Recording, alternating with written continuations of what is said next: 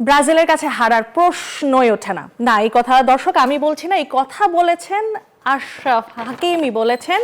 এবং আপনারা জানেন এরই মধ্যে কিন্তু বিশ্বকাপ উন্মাদনা শুরু হয়ে গেছে, ঠিক যেভাবে আমাদেরও নিউজ 24 এর বিশ্বকাপ উন্মাদনা শুরু হয়ে গেছে। আমি পিঙ্কি সানোর আপনাদের সঙ্গে আছি বিশ্বকাপ উন্মাদনা নিয়ে, এবং পুরো ওয়ার্ল্ড কাপ জুড়ে কিন্তু আমরা থাকবো।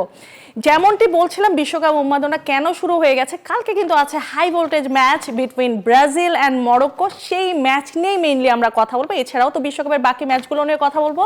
আমার সঙ্গে কিন্তু আছেন একজন ফুটবল অ্যানালিস্ট, এবং আমার সঙ্গে আছেন একজন ফুটবল ফ্যান, একজন ব্রাজিলিয়ান ফ্যান আছেন। আমার সঙ্গে আছেন জাতীয় দলের সাবেক ফুটবলার আশরাফুল রানা, এবং আমার সঙ্গে আছেন নাফিসা জামান, যিনি ব্রাজিলের সমর্থক। আমি নাফিস, আপনি আমাকে দেখে একটু কিভাবে তাকালেন? এই জার্সিটা কি কিছু মনে করে দিচ্ছে আপনাকে? আমার আমার কিছু মনে পড়ছে না, বাট আর্জেন্টিনা বা অন্য কোনো দলের সাপোর্টার দিয়ে কিছু মনে পড়ছে কিনা আমি আসলে জানি না। রানা ভাই, আপনি কি কানেক্ট করতে পারছেন যে মানে ব্রাজিলিয়ানদেরকে এই জার্সিটা একটু পীড়া দেয় কিনা? না, ডেফিনেটলি ব্রাজিলকে ইদানিং অন্য অন্য যে সমস্ত সম্ভাবনাময় টিমগুলো আছে সেইগুলোর জার্সি দেখলে খারাপ লাগে, সবার খারাপ লাগে, সবার খারাপ লাগে।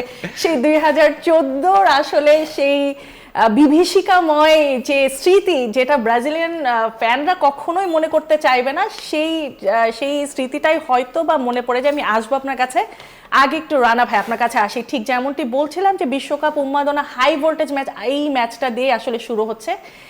এরই মধ্যে কিন্তু মেক্সিকোর ম্যাচ দেখেছি আমরা, ইউএসএ দুর্দান্ত খেলেছে, ইউএসএ জিতেছে, কানাডা ড্র করেছে, হোস্ট কান্ট্রি সবাই ভালোই খেলেছে, কারোই মন খারাপ করে বাড়ি ফিরতে হয়নি। বাট অ্যাকচুয়ালি বাংলাদেশে ওয়ার্ল্ড কাপ শুরু হচ্ছে কালকে থেকে। কি মনে হচ্ছে? আশরাফ হাকিমি কিন্তু বলেছে ব্রাজিলের কাছে হারার প্রশ্নই ওঠে না।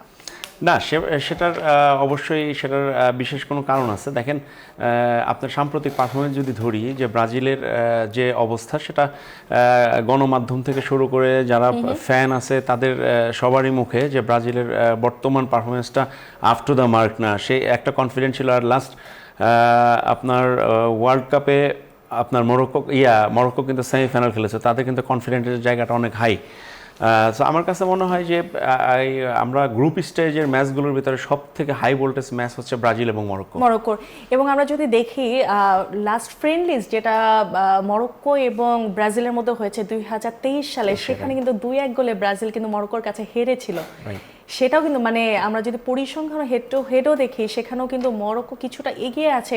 এটাই কি তাদেরকে আত্মবিশ্বাস দিচ্ছে কিনা? না, আত্মবিশ্বাস তো ডেফিনেটলি দিচ্ছে, কারণ মরক্কোর কিছু প্লেয়ার আছে যে সময় ওরা যে কোনো সময় আসলে খেলার মোমেন্টাম চেঞ্জ করতে পারে। আর তাছাড়া মরক্কো হচ্ছে একটা টিম ওয়াইজ পারফরমেন্স করার চেষ্টা করে, যেটা সব থেকে ফুটবলে ইম্পর্টেন্ট। এছাড়াও কিন্তু ডন আনচেলত্তিও বলেছেন যে ভয় যেটা ঠিক আছে, যে তোমরা যদি ভয় না পাও ভালো, ভয়টাই হয়তো আমাদেরকে এগিয়ে রাখবে। কি মনে হয়, ব্রাজিল কি মানে আসলে একটু ভয়ে ভয়ে নামবে কিনা? কারণ প্রত্যাশার চাপ কিন্তু পুরোটাই ব্রাজিলের উপর, ফেভারিট হয়ে কিন্তু কালকে মাঠে নামবে ব্রাজিলই। আসলে আমরা যে যাই বলি, আমরা যদি সূক্ষ্মভাবে চিন্তা করি, ব্রাজিলের বর্তমান যে টিমটা আছে প্রত্যেকটা প্লেয়ার সলিড প্লেয়ার, এবং তারা যে হায়েস্ট ক্লাবগুলোতে খেলে থাকে এবং হায়েস্ট পারফর্মার। এখন ওরা যদি একটা টিম ওয়াইজ যদি বেটার পারফরমেন্স করতে পারে আপনার, তাহলে একমাত্র সম্ভাবনা আছে ব্রাজিল ম্যাচ জেতার। আমরা আপনার সাথে অবশ্যই স্কোয়াড নিয়ে একটু কথা বলতে চাবো, তার আগে আমাদের কাছে একজন ফ্যান আছেন, তার কাছে একটু ফিরে যায়।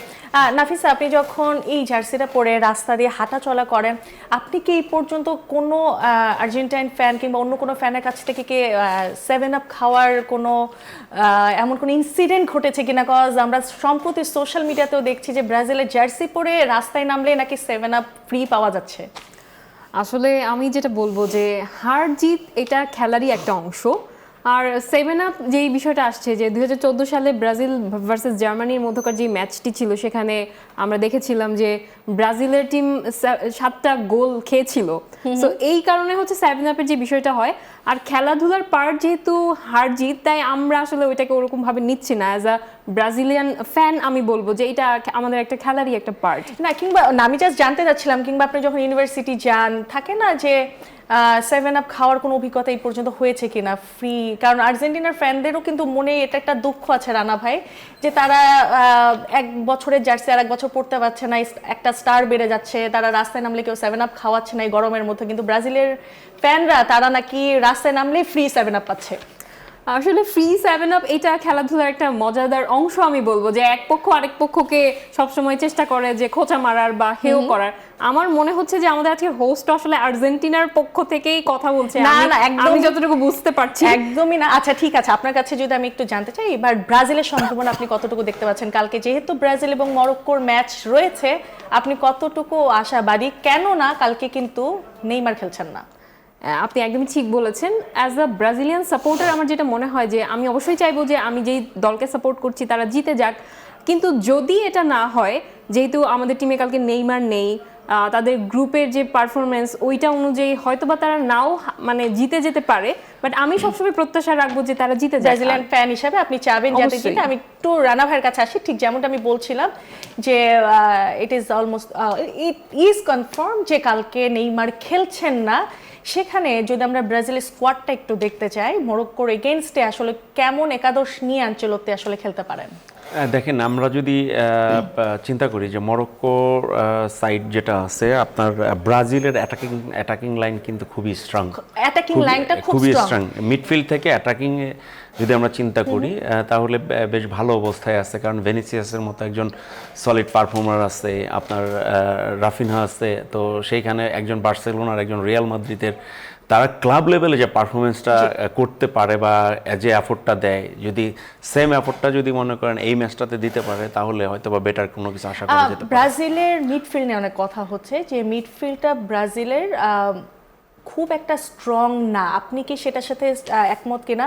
আমরা যতটুকু জানি হয়তো বা একাদশের দিকেই আনচেলত্তি যেতে চাবেন, ক্যাজেমিরোকে দিয়ে খেলাতে চাবেন, এবং ক্যাজেমিরো ছাড়াও পাকুয়েতা আছে, গিমারেজ আছে রাইটে, এদেরকে দিয়েই তিনি শুরু করতে চাবেন, এবং মেইন প্রেশারটা কিন্তু ক্যাজেমিরোর উপরেই থাকবে, কেননা ডিফেন্সিভ মিডফিল্ড তাকেই সামলাতে হবে।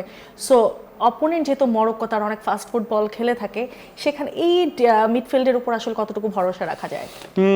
আপনার ক্যাসিমিরোকে মূল দায়িত্বটা আসলে নিতে হবে। তো আমার কাছে মনে হয় আপনার আনসেলি তো সে একজন গ্রেট কোচ ওয়ার্ল্ডের, তার যে ট্যাকটিক্স বা তার যে প্ল্যান আছে, সেই প্ল্যান অনুযায়ী যদি ব্রাজিল খেলতে পারে, আমার কাছে মনে হয় ভালো কিছু হওয়ার সম্ভাবনা আছে। এবং ক্যাজেমিরো কিন্তু ক্লাব ফুটবলেও দুর্দান্ত খেলেছেন, তার যতই বয়স হোক তিনি কিন্তু এবার আসলে ম্যানচেস্টার ইউনাইটেডকেও 3 নম্বরে ফিনিশ করেছে, এবং সেখানে কিন্তু তার কন্ট্রিবিউশন অনেক ছিল। যদিও বলা হচ্ছে যে আসলে ক্যাজেমিরোর এখন যে বয়স, সেখানে তিনি আসলে একা এই প্রেশারটা কিভাবে নেবেন, এবং ব্রাজিলের যদি আমরা একটু ডিফেন্সও দেখি, দুই সাইডে যে ফুল ব্যাক আছে, দানিলো এবং সান্দ্রো হয়তো স্টার্ট করবেন, তাদের উপর আসলে কতটুকু ভরসা রাখা যায়, কারণ ওই সার্ভিসটা পাবে কিনা যে আপনার দুই ব্যাকের কাছ থেকে উঠে যে সাপোর্টটা আসলে দুই উইঙ্গারের পাওয়ার কথা, সেটা আসলে কতটুকু পাবে। এটা একটু শুনবো একটা ব্রেকের পরে। দর্শক, যাচ্ছে একটা বিরতিতে, কোথাও যাবেন না, উইল বি রাইট ব্যাক। বিরতির পর আবারও স্বাগত জানাচ্ছি বিশ্বকাপ উন্মাদনায়। কথা বলছি আশরাফুল রানা, এবং আমাদের সঙ্গে একজন ফ্যান গেস্ট আছেন নাফিসা জামান। ভাইয়া, একটু আমরা কি দেখে আসবো আমাদের আরো সাবেক যারা প্লেয়ার আছে তারা কে কোন টিম সাপোর্ট করে, একটু দেখে আসি। আর্জেন্টিনার ফ্ল্যাগের সাথে রিলেটেড আছে। আমি আর্জেন্টিনার বিরাট ফ্যান, সো হোপফুলি আর্জেন্টিনার এবছর এখনও সাপোর্ট দিব প্রপারলি, বাট যদি বাস্তবিক জায়গা থেকে চিন্তা করেন, it's very tough to defending champion থেকে আবার চ্যাম্পিয়ন হওয়া, ইজ ভেরি টাফ। এবার যে ওয়ার্ল্ড কাপের যে কম্পিটিটর আসছে আর কি, যদি দলের স্ট্রেংথ অনুযায়ী আমরা ফেভারিট দলগুলির দিকে চিত্র দেখি, সেখানে স্পেন, ফ্রান্স অনেক উপরের দিকে থাকবে, পর্তুগাল, ইংল্যান্ড, জার্মানি, সো অনেক কিছু দেশ আছে যারা এবার ওয়ার্ল্ড চ্যাম্পিয়ন হওয়ার জন্য কিন্তু আপনার আমার মনে হয় ঝাঁপিয়ে পড়বে। আমার প্রিয় দল হলো ব্রাজিল, কারণ আমরা যখন ছোটোবেলা ছিলাম তখন পেলের খেলা দেখে শুরু করেছি, তখন থেকে ব্রাজিলের সাপোর্ট হয়েছে। যখন আবার ম্যারাডোনা আসতো, তখন আমাদের পিক টাইম, তখন ম্যারাডোনা খুব পছন্দ, ভালো লাগতো অ্যাজ এ প্লেয়ার হিসেবে। ব্রাজিল নিয়ে বলতে পারি, ব্রাজিলের সবই ইয়াং প্লেয়ার, নতুন প্লেয়ার আসছে। তো অ্যাকচুয়ালি ব্রাজিল তো অ্যাকচুয়ালি ফুটবলের মানে বলবো ফুটবলের মানে মেইন জায়গা, যেখান থেকে তাদের বেসিকটা অনেক ভালো, অনেক ভালো। তারা ফুটবলকে ওরা মনে করেন যে মানে প্রথম মনে করেন যে ইবাদত হিসেবে চিন্তা করে। সেই আর্জেন্টিনা ব্রাজিলের মধ্যেই সব আসলে ঘুরপাক খায় বাংলাদেশের সাপোর্টার। ভাই আপনার কাছে যদি একটু আসি যে কখনোই ভিনদেশি কোচ নিয়ে কিন্তু কোনো দল ওয়ার্ল্ড কাপ জিততে পারে নাই, সেখানে আনচেলত্তির উপরে আসলে কতটুকু ভরসা রাখা যায়? 96 বছরে কোনো দল কিন্তু আসলে বাইরের কোনো কোচ নিয়ে জিতেনি। দেখেন আপনার এটা আপনি যেটা রেকর্ড দেখে বলছেন এটা ঠিক আছে, কিন্তু আমি বলতেছি যে আসলে কোচের উপরে কিন্তু অনেক কিছু ডিপেন্ড করে আসলে, যে অ্যাজ এ লিডার হিসেবে সে কেমন আনচেলত্তির উপর হবে। ভরসা রাখা যায় এবং রাখা এবার যায়, কিন্তু ভরসা বলা রাখা হচ্ছে যায়। আনচেলত্তির ব্রাজিল। রাইট, ওর উপরে ভরসা রাখা যায়, ওর সেই পাওয়ারটা আছে। যদি একটু নাফিসা আপনার কাছে আসি, নেইমারের অভিনয় নিয়ে আসলে অনেক ট্রোল হয়। এবারও নেইমারকে আসলে দলে রাখা হয়েছে, কিন্তু আনফরচুনেটলি আবারও আসলে নেইমারের ইনজুরির জন্য তিনি খেলতে পারছেন না। সো এই ট্রোলগুলো আসলে আপনাকে কতটুকু পীড়া দেয়? আচ্ছা, আপনি যেটা যে বলছেন অস্কারে মনোনয়ন পেয়েছেন নেইমার, আসলে অ্যাজ এ টিম আমার যেটা মনে হয় যে ব্রাজিল অনেক বেশি মানে মানে ভালো আর্টের দিক থেকে, যে আর্ট অফ ফুটবল যেটাকে বলা হয়, এই দিকটা থেকে ব্রাজিল খুবই পারদর্শী। সো যে কোনো ধরনের আর্ট বলেন ফুটবলে যে থাকে সেগুলোতে তারা ভালো করাতে অন্যান্য যে টিমগুলো থাকে তারা আসলে নিন্দুক হিসেবে এই জিনিসগুলোকে নেগেটিভলি রিপ্রেজেন্ট করে, আমার যেটা মনে হয়। তাহলে এইবার যে আসলে নেইমারকে রাখা হয়েছে দলে, তিনি ইনজুরি থাকার পরও, এটা আপনার কাছে কি মনে হয় যে কেন আসলে নেইমারকে রাখা হলো? Definitely as a player Neymar definitely একজন ভালো, সো অ্যাজ এ প্লেয়ার যদি সে ভালো হয় তাকে ছাড়া তো টিমকে কল্পনা করা যায় না। একটা টিমকে যখন সাজানো হয়, কোচ যখন সাজায় তখন সে সবাইকে ওইভাবে চিন্তা করেই টিমটা সাজায়। না So, নিশ্চয়ই, আসলে নেইমার কিন্তু গেম চেঞ্জার রানা ভাই।